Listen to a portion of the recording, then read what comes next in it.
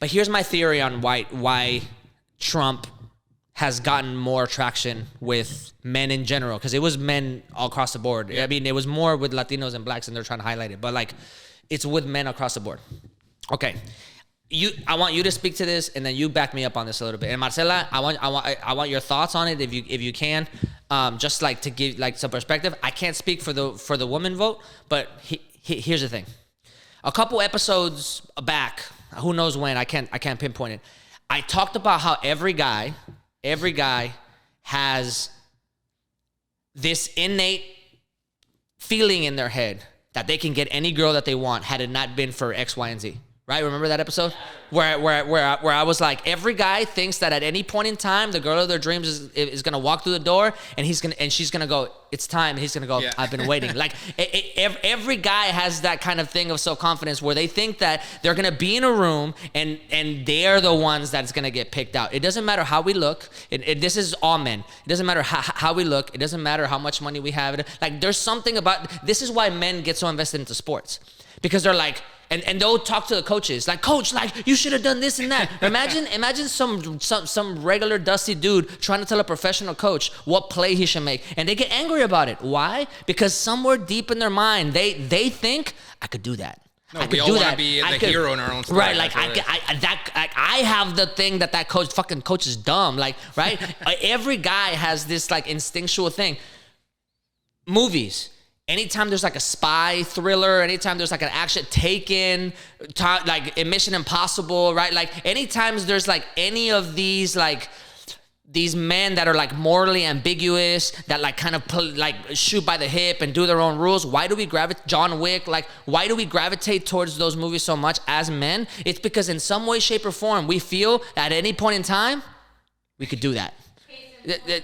Yeah, I have a running joke with my family that I could be a spy. And I'm like, oh, I could totally be a spy. And at this point, I lean into it, but it goes to my point. And what I'm really trying to talk about is psychology here. I'm talking about the psychology that makes up men. Okay, so on one end, there's a hero complex that we have. Mm-hmm. We all want to be the hero, like you said, in our own movie.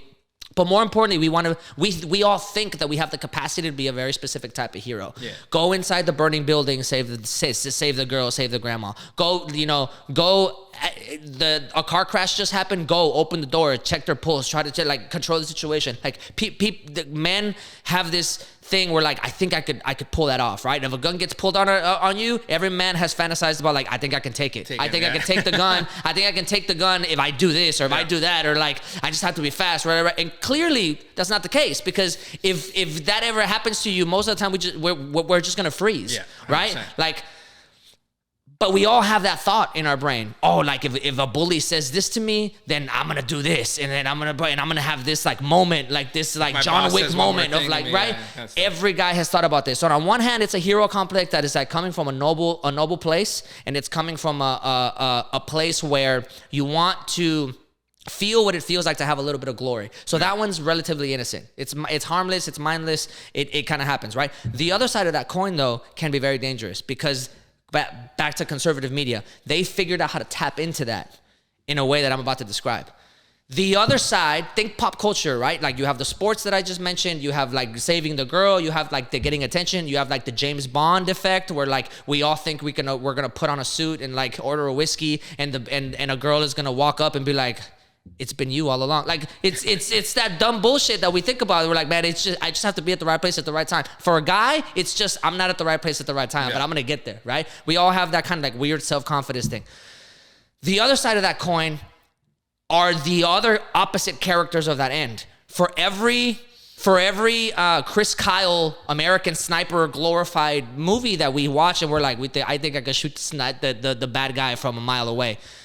There is The Godfather, there's Goodfellas, there's Wolf of Wall Street, there's Fight Club, there's all these other characters that are, if you really think about it, slightly over to the other side. They could be heroes if they wanted to. They have all of the necessary components to actually be heroes. And instead, they make just slightly different decisions every time. Wolf of Wall Street, Leonardo DiCaprio still gets the girl, But he gets it because he's a fucking coke addict, and he gets away with it for a very long time. He laughs at the FBI's face because he's like, like whatever, blah blah blah, right? Like, and again, mind you, if you want to be, Leo in Wolf of Wall Street, you missed the fucking point, right? You missed it completely. Like, that's not the character that you need to want to be. Yeah. However, back to the psychology of men, we think we can do both. We think that we can do the hero on Monday and then be Wolf of Wall Street on Wednesday and land a helicopter and be able to be like, bro, did you see how I fucking crashed that Lamborghini? Like, both fantasies are happening at the same time. Where on one of them, it's like, all I need is a moment to show that I'm going to save the cat from the burning building. And then also, like, it would be fucking dope if I had that amount of money to where I can just fuck off a Lamborghini. And then still be like, yeah, it doesn't bother me. Like, both fantasies are happening in real time inside the male brain. You know what I mean? So how does that tie into politics? Trump is the living embodiment of privilege. Yeah. I'm not even talking about white privilege because that's a whole different thread that like I could put on. Which, and if you want to talk about Latinos and black people and like the idolization of whiteness we could pull at that thread more psychologically in a different way. But just in general, Trump, billionaire from the jump, has said virtually whatever he wants, has done virtually whatever he wants. They cry so much about this Epstein list, and yet there's countless pictures of him with Epstein. They were clearly friends. The Epstein files came out like 2 weeks ago. And Epstein says, on his voice recording, says, Trump talks to me about what happens in his White House all the time. His words. You can hear it in his voice. So the Trump clearly has lived a life where he just does whatever he wants. Yeah, doesn't give grab him by the what? He lost the rape case. He can take classified documents. Still has a golf course. Does what, like, in every sense of the man, he pretty much just does whatever he wants. He's been convicted of 91 crimes so far. Yeah, I know. 91 crimes. He tried to overthrow a U.S. election. He tried to undermine the integrity of democracy. And then to top it off, he's convinced half of the American population through that throwing money into media. He's convinced half of the American population that everything or anybody that goes against him is a witch hunt, right? Tell me right now which guy would not fantasize about doing the most outlandish, dumb shit that he could get away with and then be able to look at an enormous amount of people that like them and be able to say, they're just after me, guys. I don't know what to tell you. I'm trying to do what's right for you. And they're just after me. Tell me what guy wouldn't love that. Tell me what guy wouldn't fantasize about that and be like, bro, that would be the fucking, like, the amount of shit that I would do, right? Speaking to the psychology of men. Now back to the Latino black point. Only white men can get away with that. 100%. Only white men can get away with being able to do that. Now I'm bringing race back in, right? Because Trump was also white. If transplant all of the words, all of the actions into Obama's face without any of the Obama rhetoric that you know, right? Without any of the speeches and the who he is and the Harvard law and without any of that, he wouldn't get away with it. He wouldn't be able to get caught. Men wouldn't fantasize about that, right? Men wouldn't like gravitate towards that in the slightest, right? They'll demonize him, right? The fact that it's Trump and it's whiteness. Back to the Latinos and black people. Black men, Latinos and black men. Something in the brain, in the same way that poor people defend rich people, whenever like rich people make decisions that cut corners and go against the interest of the working class.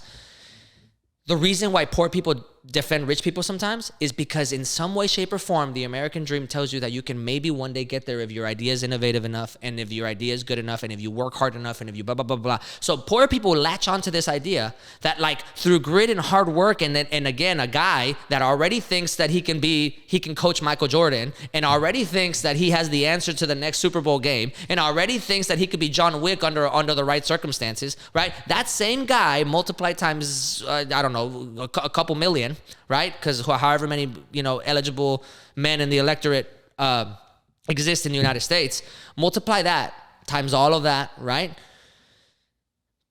in the same way that poor people will cling on to this hope, like, man, I want to defend them because like what I really want is I really want to be that. I want to have the house in the French Riviera, and I want to have I want to know what it feels like to eat caviar on a docked yacht in Saint-Tropez, right? Like I want to know what that feels like.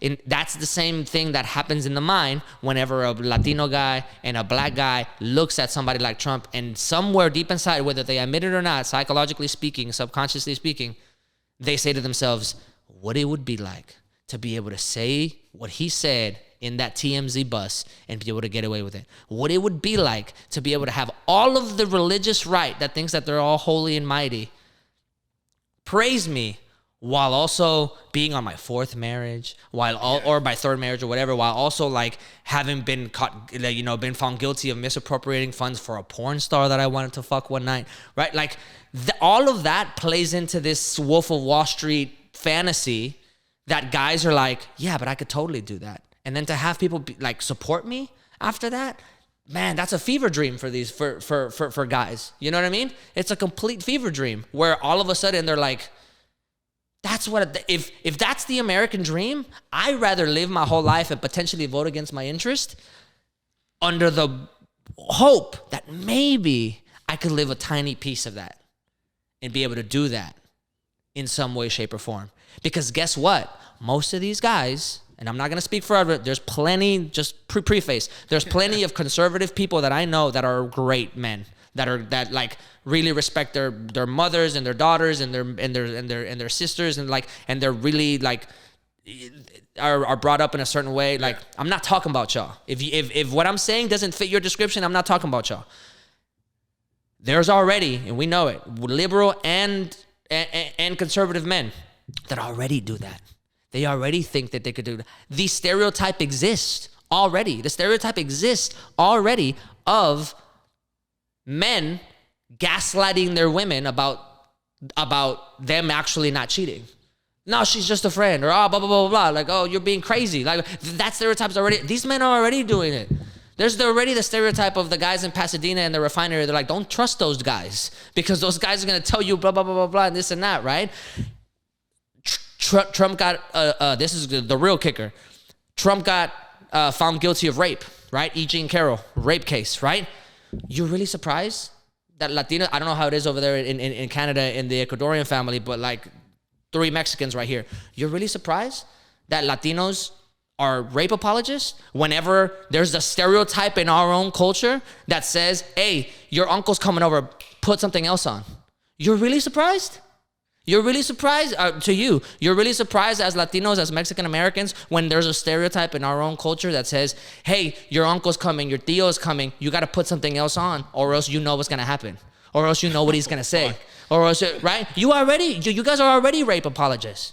You know what I mean? There's already plenty of apologies for rape or like disgusting behavior stereotypically in our community. And you're surprised that somebody's like, he didn't really rape her, they're just talking hella shit. That's what you do with your uncle already. There's plenty of uncles and cousins that you have where like your daughter has to stay in the room because she's 14, her boobs developed a little bit more, and you can't have her in a fucking tank top in her own house because these men are gonna start to think X, Y, and Z. Yeah. It already happens in our community. And so we're really surprised. We're really surprised that Trump gets to rape somebody and Latinos are like, but he didn't really though. When chances are a lot of those Latinos are those uncles. Chances are, and they'll hide it under like, no, but it's just decency, or it's just blah blah blah. Like, no, don't invite that uncle then. If he can't be in my house, and my daughter can't wear what she's comfortable with in my own house, then we'll meet outside.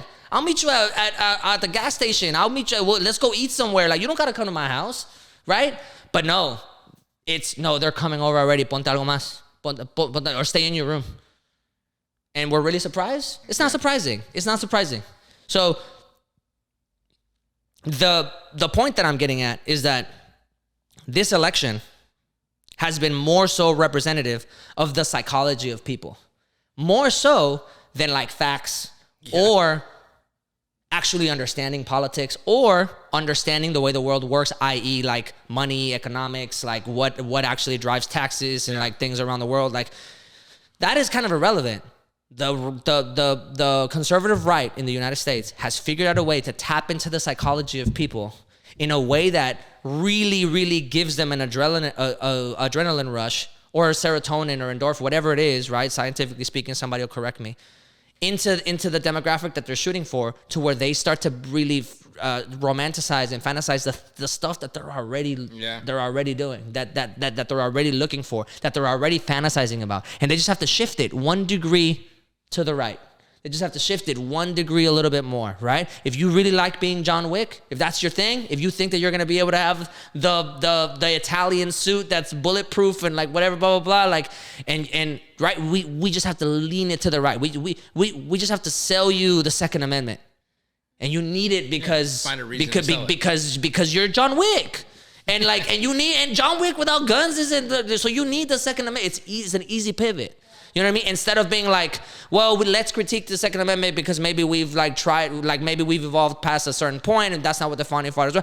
Now we're in an intellectual conversation, and all these dumb Latinos that didn't like graduate high school are like, oh, here we go again, the fucking professor over here, like, right? You know what I'm saying? So like, is it really surprising? It's not surprising. It's not surprising. I've got conservative friends too, and I've got friends that were Trump supporters that, again, maybe had illegal, immigrants in their family in some way, shape, or form, and still voted for the dude and this and that. And in my mind, I'm like, I remember you in high school, dog. I remember you. You the same guy that wants to homeschool your kid, and you couldn't even pass 10th grade chemistry, but you want to teach the fucking periodic table to your kid? Get the fuck out of here, bro. and then it doesn't surprise me. It doesn't surprise me that they latch on to this thing where like, no. But now I know that like the founding fathers wanted the Second Amendment. But but they ain't never read the Constitution. They don't know what it says. They don't know what it's for. They don't know any like what Article 3 is, what Article 4 is. They wouldn't be able to tell you which ones when women got the right to vote. Like they wouldn't be able to tell you any of that shit, because what they're speaking to and what they're gravitating towards is the constant propaganda, or if you don't want to call it propaganda, just the algorithm doing its thing to where it's celebrating the fact that you just get to move, just pivot a little bit to the right. It feeds your ego. It just keeps feeding what you already believe. That was long. That was long for me, so I apologize. But like I've been thinking about this since last Tuesday. I couldn't interrupt you. It was everything you were saying. Yeah. Like I've been thinking about this since last Tuesday, because in my mind, I wasn't surprised, but I also wanted to kind of figure out why. And I've been watching all these videos online about like, political commentators and political pundits, and every single one of them is like, Trump just spoke to the base. Trump just spoke to the base, and like, really, found himself to be more relatable, and went on Joe Rogan and talked like a normal conversation, and this and that, and blah blah blah. Like people are all saying all this, all these arguments, and in my mind, I'm like, that's not enough. That's not enough, because there has to be something that you're able to do on a psychological level that's making these people be this passionate about a man that they've never met, and right. So in my mind, I started like piecing all those things together, and full honesty, blatant out there. There are certain things about, say, a movie like Wolf of Wall Street that I'll watch and I'm like, that's fucking incredible. Like that part right there, Matthew McConaughey's whole speech is iconic. Of him just, I love that scene. Those are rookie numbers. You got to pump those numbers up. And then the fact that like drugs and cocaine specifically was in my vicinity for a very long time. Yeah. I'm like, bro, that was like an iconic fucking line. You know what I mean? But I'm also rational enough to say like, but that's not really what life should be. No. That's not what people should really aspire to. Have people live this crazy ass life that when they tell stories, it's like, oh man, like shit, like that's kind of wild. Imagine what it would be like to feel that, right? It's just in the same way that whenever you hear a gambler online, they're like, yeah, I like lost 8 million. But like, whoa, what it would be like to fucking lose 8 million? Be like, but I came back the next weekend and I won 20. And it's like, bro, the rush that you would feel, like we all want that. Same reason why we play the lottery. Same reason why, like, whenever people buy the ticket, the very first thing that goes to their mind is like, when I win. They don't even think about like the statistics. They're just like, bro, when I win, what's the first thing I'm gonna do? And immediately they go there, right? So it's just tapping into that kind of psychology that for me became really evident this election, that most of the adults that are voting have actually no concept of what it is that they're voting for, but what they're really voting for is personality and this notion that they could one day become the thing that they, in some way, shape, or form, subconsciously want to be.